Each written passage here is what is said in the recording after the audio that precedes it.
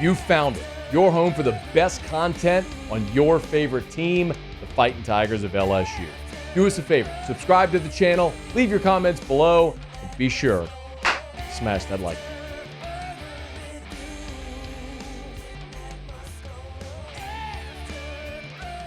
All SEC teams, as voted on by the media, were announced today. I would just like, not only the all-SEC teams, but also the projected order of finish in the Southeastern Conference, just maybe is a little more interesting. So there were 8 LSU Tigers who were named preseason all-SEC.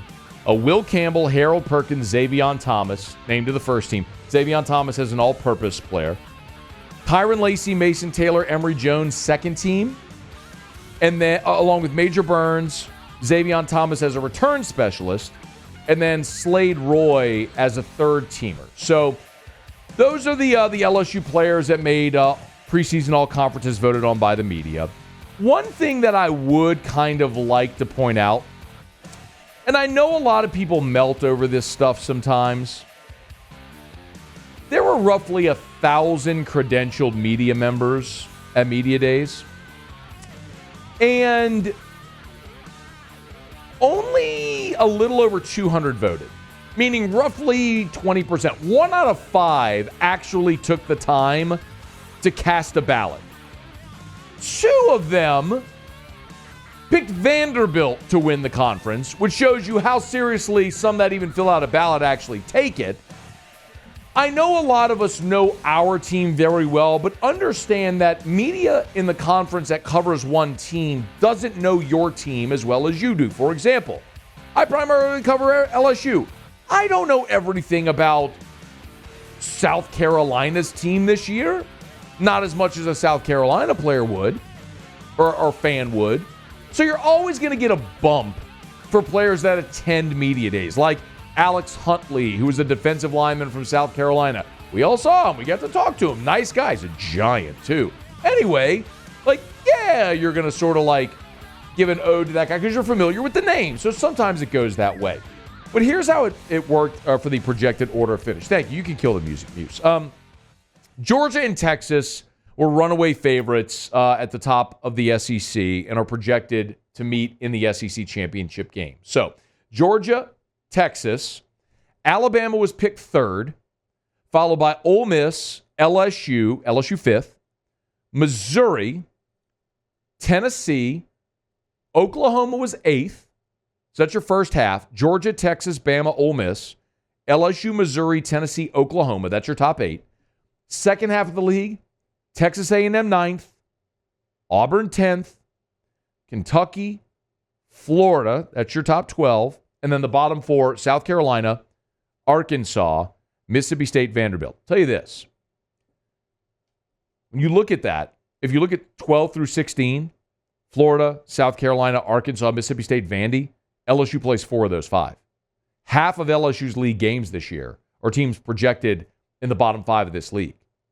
You avoid Georgia, you avoid Texas, you do play Alabama, Ole Miss, you avoid Missouri, Tennessee.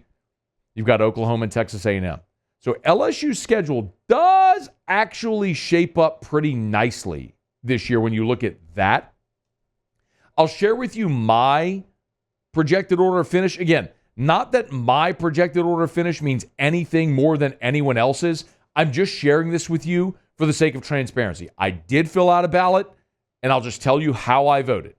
My projected order of finish, I went Georgia 1, Texas 2, Ole Miss 3, and then I went Missouri 4. Look at their schedule. I did have LSU 5, followed by Tennessee and Alabama. I have Alabama 7th. And before you roll your eyes, consider this. Bama plays at LSU and Tennessee. I think they lose both of those road conference games, and I think Alabama loses to Texas. So I think Bama is at minimum a 3-loss team this year. And so the fact that, and they get Georgia as well. So you could see Bama actually lose 4 games this year, and I wouldn't be shocked. But I think head-to-head with LSU and Tennessee is why I have Alabama lower than LSU and Tennessee. Texas A&M I put 8th, followed by Auburn and Oklahoma.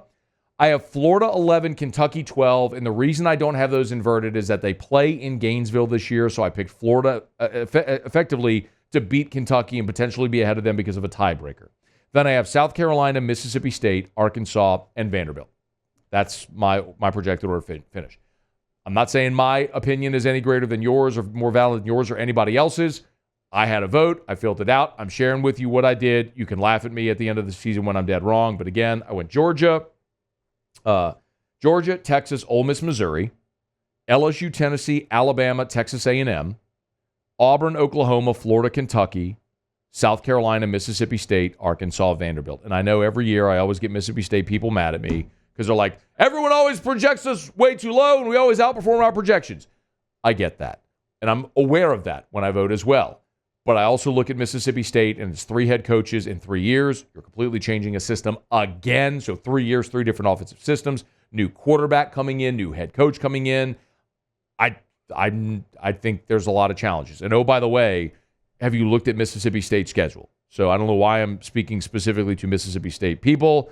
But like just very quickly, just listen to State's conference schedule.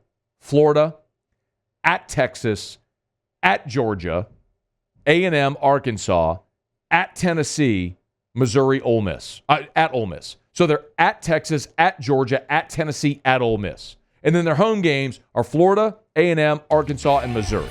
Like, good luck. I just don't think it's going to go great for you year one, Jeff Levy. Hey, thanks so much for watching. Please leave your comments. I love to interact. And be sure to hit the red subscribe button below.